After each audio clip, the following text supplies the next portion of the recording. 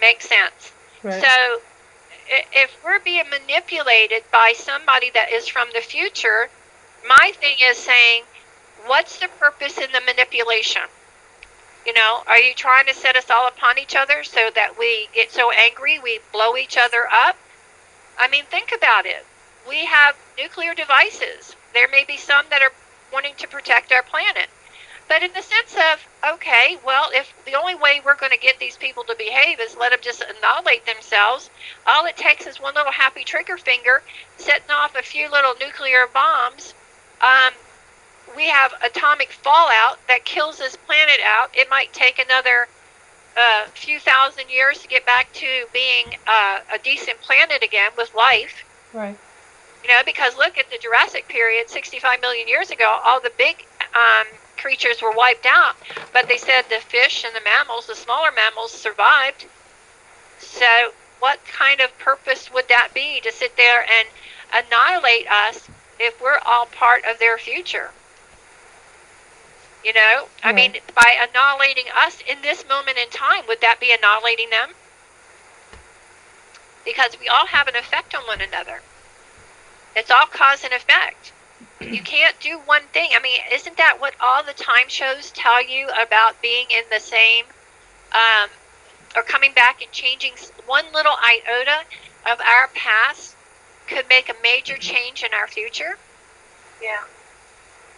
You know, so that cause and effect is important, and anyone that has any type of intelligent life form would understand that. Any scientist would understand that. I mean, people complain about things like HAARP, and I know, ladies, that there are things that go on behind closed doors that we are not privy to. I had one spirit tell me, you know, come on, Charlene, you were raised in a military family. You understand the stuff about the Cold War. You understand about stuff out there about people who want to go and do whatever they want to do. So, of course, the government's not going to tell you. They're not going to tell everyone what's going on. Why would they? That's the whole thing about being secretive so that they can protect your sorry asses. And this sounded to me like I was getting this from some kind of military guy, you know, saying, is it possible that there are people out there who do things that we feel like they shouldn't? But if the overall effect is that it's going to be for the better, then we have to think of the masses as opposed to the few. And I can understand that because it kind of reminds me of what Spock said in Star Trek about the needs of the many far outweigh the needs of the few. It's just or the one. It's a utilitarian philosophy, basically. Yeah, and I can understand where there are people out there raising holy hell about, hey, you know, I don't want you doing this and what right you have to doing this. And unless you know the full picture of what's really, really going on, because like they explained to me about the food scenario, and I was getting all this stuff about Monsanto, and someone said to me, well, you know, Monsanto wouldn't have to come up with all these crazy little formulas for food that everybody is rebelling about and going against our natural foods if we'd stop procreating so much. And I heard that, and I said, yeah, I can understand that. And one of the things they said to me was, remember during the wars, the people in the military carried supplies with them. And I have had some of those supplies, and I got to tell you, ladies, some of them are pretty darn good. But these supplies were kept in cans. They were canned goods. But the canned goods could have been anything from beans to pound cake. And I've had some of those, and those things that I ate tasted pretty darn good. And these were things that they were given to guys that were in the military, that were overseas, that needed to have these rations in order for them to, you know, survive, like during Vietnam or whatever. Right. And, of course, this was before Vietnam when I tasted this. These supplies were made and were leftovers from World War II. And when I was a kid, I got to eat some of those supplies because they were handing them out to all the military people to use them up. And I remember reading one time that the way that they were made in order to last for years, as long as that can wasn't opened up. And I thought, wow, that's pretty interesting. I wonder how they managed to do that. And then I hear these people complain about all these additives and preservatives and how good they are and how bad they are and all this other stuff. And the comments that I get all the time from those around me, even when I watch Dr. Oz, and I just love him to pieces, but, I get some comments coming off the universe around me that says, well, okay, if you want to believe it, or, okay, not my truth. Right. And when they say things like that to me, it's like, it kind of reminds me of what God said. Be happy, do everything in moderation, don't be wasteful, just be kind people, and it'll be good for you. It's good, it's like you're not hurting yourself. It's the surround energy that wants to do harm because they don't know any better. And so basically, remember that expression, and you've probably seen this. With all the things that we have today to protect us against ourselves, how were we ever managed to survive back in our days when we were kids? Remember, Ann? Yeah. That whole comment was like, how did we manage to survive all those years without seat belts, without child seats, without vaccines, without, just all these things, It's like sometimes I think they overdo it. That's what they do. But at the same time, hey, we had a need, we filled a need, no big deal. But my thing of it is that when I hear certain things, one of the things that I hear is, don't worry, tomorrow they'll change it out. And that cracks me up. I mean, seriously, it's like, I'll give you, for instance, charcoaling on your grill with charcoal is bad for you. It causes cancer. And I got this message years ago, again, everything in moderation. Your body can heal. Don't get overworked over it. But my brother-in-law loved to grill out. So I said, you know what? Just do whatever makes you happy, And let me tell you, he still grills out, and he still loves grilling out. Of course, now I think he has fake charcoal, and he's still around. Oh, geez, should I be worried? Because I'm taking a drawing class, and we've been using charcoal. I know I'm going to get cancer. Well, that's the thing. It's like what happens is I'm not a lab rat. They do all these experimentations, and then they say, well, we're close to a lab rat. But how much do they give a lab rat to what a lab rat is going to do as opposed to my body and my mind and how I can heal myself, Mm-hmm. And hold on. Hold on. Are they messing with your throat? Somebody, yeah. Hold on. Let me find out why they having this thing about the lab rat. Because there are times where people do things that they don't want you to know about, and that... Oh, really? No, really? Never would have figured that one out. Duh. Sorry, it's not you. No, I'm not saying this to the person that just told me this, but they just said we're all lab rats. Basically, when in our limited thinking and those that know how to do things and the experimentations that go on us and around the world with whatever, either spirit attack or extraterrestrial influences or whatever, even the pills that we take, the things that we are put through from our own doctors, we're all lab rats. So it makes sense. Yeah. It does. Because if you go to your doctor and you say, I just got this terrible pain in my back and it feels like this and this, and your doctor's going to say, yep, I think that you have this and this and this. We'll give you an x-ray, but here's a pill to take away the pain. Yeah. They're already writing a prescription before they even know what's going on with you. Right. And they do that because they have to protect themselves against lawsuits. Because there are people out there that want to make it easy on themselves, and they figure if they sue you and make tons of money, they don't have to work anymore. And boy, do they have to pay a lot on their malpractice insurance. What, Janelle? I said, and boy, do they have to pay a lot for their malpractice insurance. I know. I mean, I do feel sorry for them. I just said something today on Leah's comment she made about charging people for their services, and I said, well, we are a profession, and if we don't put value to what we do, no one else is going to. I said, but people say, oh, I can't afford that. I can't afford to pay $100 for whatever. And I said, it reminds me what my doctor said a long time ago. Now, this is how long time ago it was. I didn't put the amount of money But I said something about I couldn't afford. This is when Natalie was a baby. I said I can't afford a doctor visit. The doctor visit back then was $20. So that's 42 years ago, or 41 years ago or so. And I said I can't afford a visit. He said, Well, that but was you your can afford. copay. Huh? Was that your copay?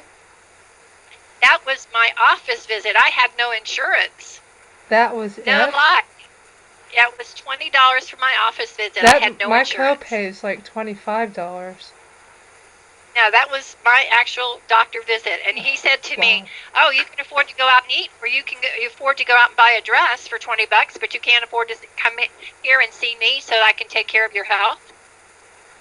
So, you have to put value on what you do, because if you don't put value on it and understand that, you're really, you're undermining what your worth is. Right. And it's like I told him, it doesn't have to be money. It can be a barter. Somebody wants to cut my hair for a class to learn how to be psychic, fine.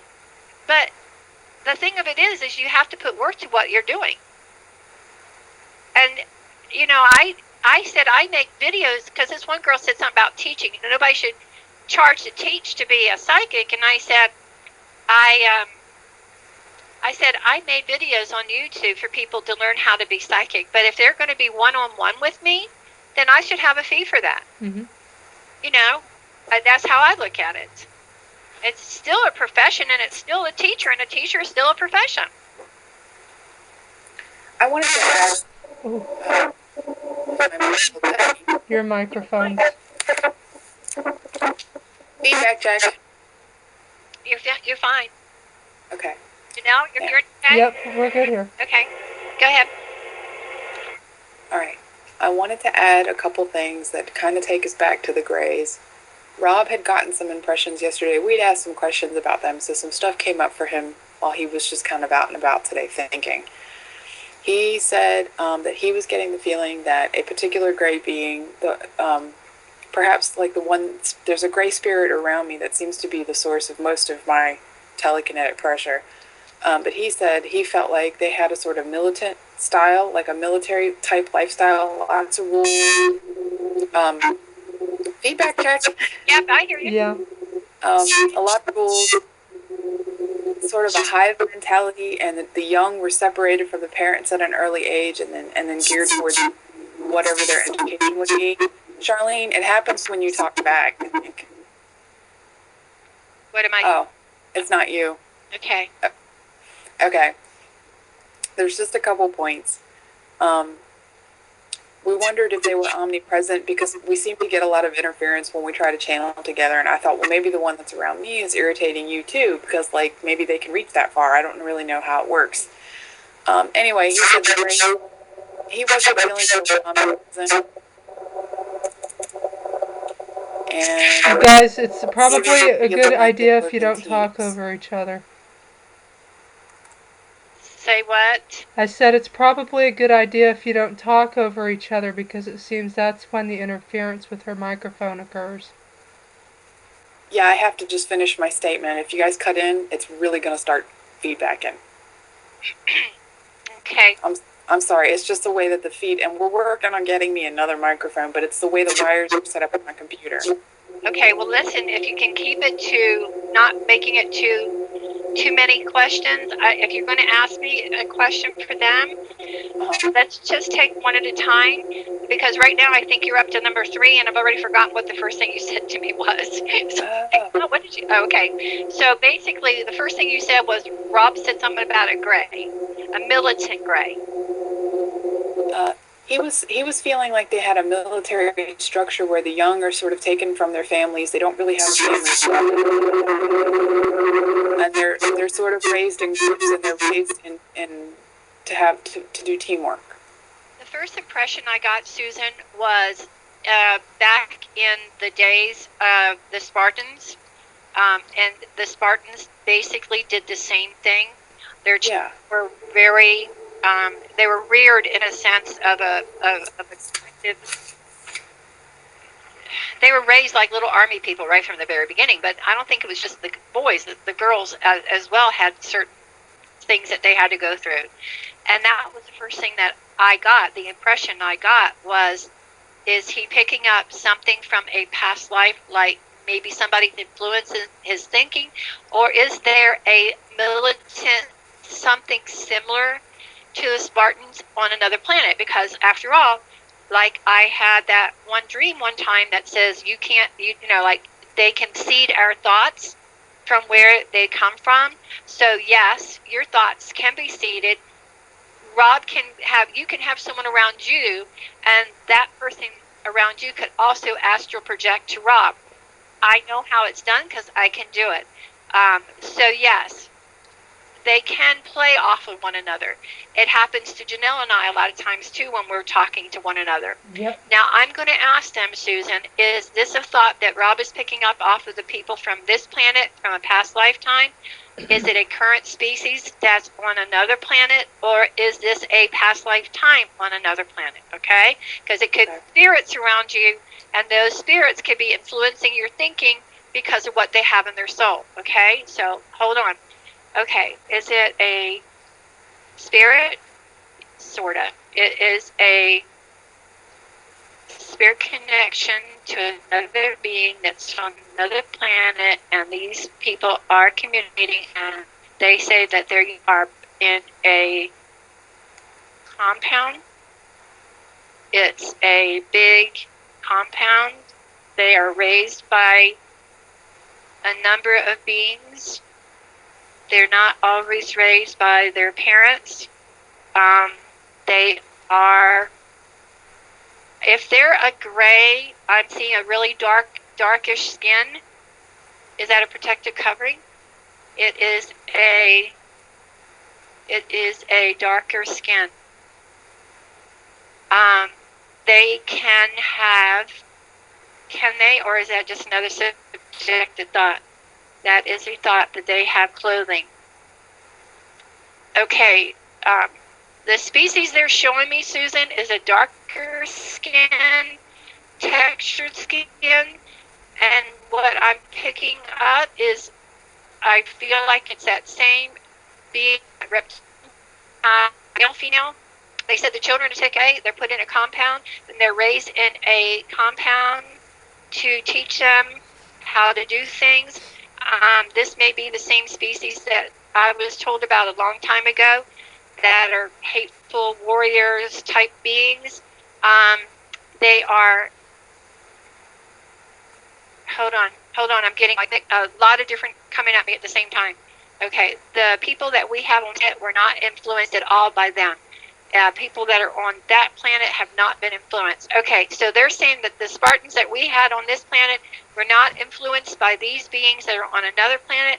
There was not this connection that we have today, but apparently the spirits that are around us, the guides that we have around us, are doing all they can to make connections with other beings. There's a twofold thing.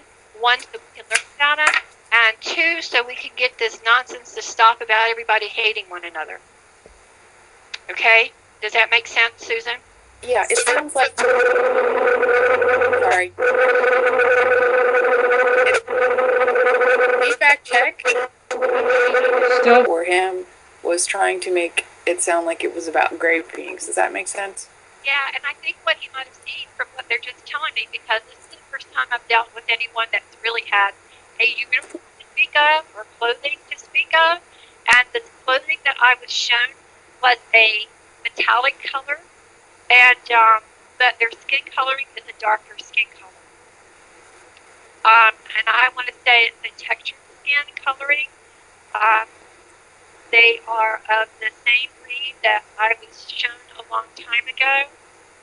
So they have a, oh, really? Okay. They have the ability to do things to disguise themselves. And they do this with the apparatus.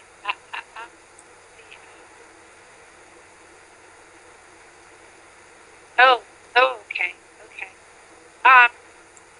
They do this disguising with the spirits that are around them.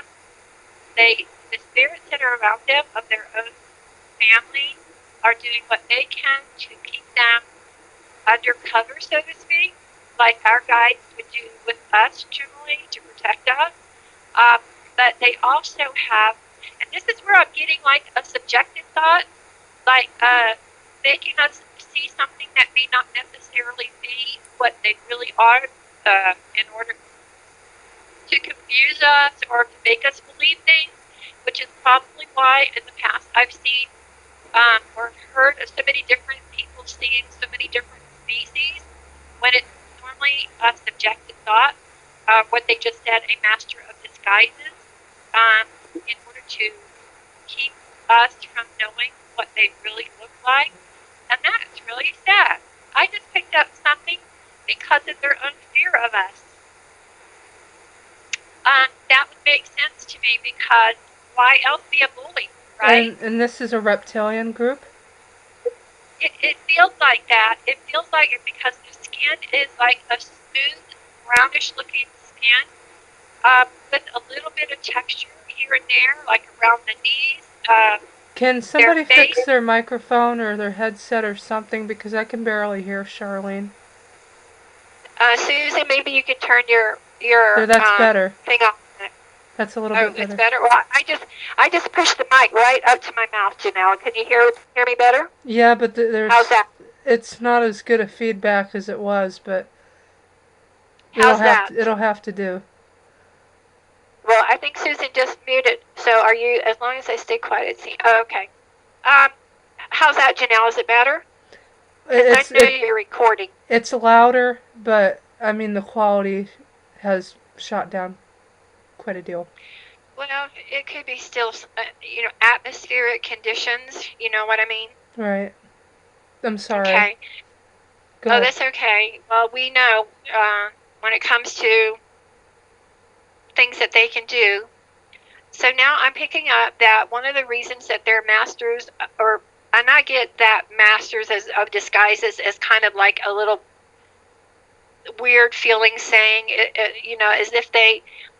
Okay, that makes sense. Like us here in the United States, all the different costumings we can put on, hats and wigs and clothing and whatever.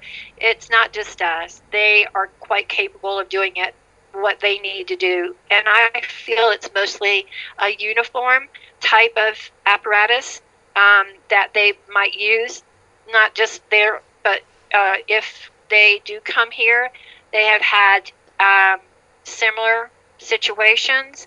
That makes sense. But can they change the way they look biologically? Oh, that's a good one, Janelle. Hold on. Are they capable of changing their physical appearances? Oh, come on. Somebody said, what, like plastic surgery? Well, I mean, if they're going to be masters. They knew what I meant. Yeah. They knew that they are not capable of physically transforming. They only do things like that to confuse and distort the truth. Right. So I was basically talking about that shape-shifting thing, but they can't do it because nobody can do it. Yeah. No, and the fact that I feel like the only person that may have that capability is those future rays. Like you said, they can do stuff with their body. Like, could they grow back a limb or something on will? I'm sorry, I know this is off topic, but... Well, that's a good question. I would like to know that myself. Are they capable of growing back a limb if a limb is severed in the future? They said we have no way of seeing that. They would have to go with a being's thoughts from this moment in time if they came here to visit in the last few years, and that was something they had a thought in their mind over. We could get that thought off the universe and see what it was that they were thinking. And so far from everything we are picking up, we don't see anything of that coming off of anyone. Okay, from that I'm getting, it's not like they don't think it could happen, but everything they're picking up is saying that it's not something that they could think about. Say, for instance, like if someone got injured while visiting us. It would be in their thoughts to be able to do that. And nothing's coming off their thoughts as being able to do that. Okay, that's a good one. How about that one? So they're saying now they're looking to see if it came off their thoughts of them injuring themselves and what happened. And they said they injured themselves and they were medically taken care of. I would say from that piece of information, they are... Okay, hold on. I'm getting a lot of questions like Right. Hold on, like random stuff coming at me. Okay, let's try it again.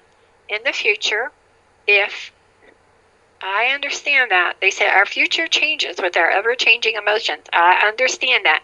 What we do today, ladies, can make an effect on what they are doing in the future. And that's another reason why we've got so much going on in this planet, because they are trying to do things to change out a lot of thinking that we're going through in today's, so they don't have to deal with what they're dealing with in the future as well. But they have to do it very carefully and with consideration. Now, in that sense of the word, what I'm hearing, say, for instance, they had gone back into a past thought, and this being was quite capable of transforming itself. But in doing so, it came here to this planet in this time frame to make changes within our planet, within our thinking. And the feeling that I'm getting is if they did transform and they changed our thinking and it worked with what they planned on doing, then that would have made a change on their future. And that means that their future may have been that maybe at one point in time they could do this, but they didn't want to do this. They were giving it up in order to have better genetics or something. Mm-hmm. So I'm going to back in again. So hold on a second. So they said they had no capability of doing this. That was not anything. They could make themselves invisible, but that was based on the fact that they had technology in order to do that. It did not have anything to do with their body. It had to do with their ability to transform based on the yeah, okay. I'm getting clothing, ladies. I'm getting like some form of clothing that they have that caused them to be invisible. Like a cloak. It wasn't necessarily their bodies. Now I'm getting, okay, if their bodies were light bodies, they were not light bodies. They're not light bodies. Okay, I'm getting that again. Their bodies were light in color, but not light like in spirit. And even a spirit, and this is something I've gone through with it over and over again. Mm-hmm. A spirit leaves, they are leaving in the same state of mind that they were in when they left. If you died at 96 years old, that's what your state of mind is going to be in. Now, you can sit around and dream about all those things you did as a younger person. And you can pull a thought off of your soul as a younger person. Yeah, this is the great beings from far away, the tall ones, right? So basically what I'm getting from them is that you can pull things off of your soul and see things as you were younger, and you can even project those things to people as a younger person to distort that. But if you're in that same state of mind that you were in, that same physical being, but now in the astral realm, how many movies have you ladies seen where these people have left their life and now they're the same type of being? Like, look at Patrick Swayze. He left as a young man. Did he go into the spirit world and become a child of his former self? No. He was still a young man. So what they're saying is, in the sense of being able to transform in the spirit world, it's the same thing. You're in that state of mind that you are a physical person, and in that all that's physical thought. But when you get into mind power out there, because remember, Patrick Swayze didn't understand mind power. He had that man in the train station teach him how to do things. And you get into that state of mind and you learn how to do things. Yeah, you can project an image. Swayze crazy, yeah. Hey, it's a good movie. I had to It's a type really that. good way to show you examples of what I've learned over the years. But is that if I cross over as a person like in my 60s, I'm still going to be in that state of mind. Now, if I wanted to distort or confuse, I could pull a thought off my soul of being, or my energy, or any energy around the universe, any thought form around the universe, and project it to someone. But then you would have to say, in receiving that image, was that image a truthful image or a distorted image? And see, the thing about out there in the spirit world like that is you would know instantly because those emotions would come through very strongly. And that's how you would know, or how I learned how to figure out, because I remember Bozine teaching me or telling me, lie very still, be very quiet, and feel the emotions. Was that Bozine or was that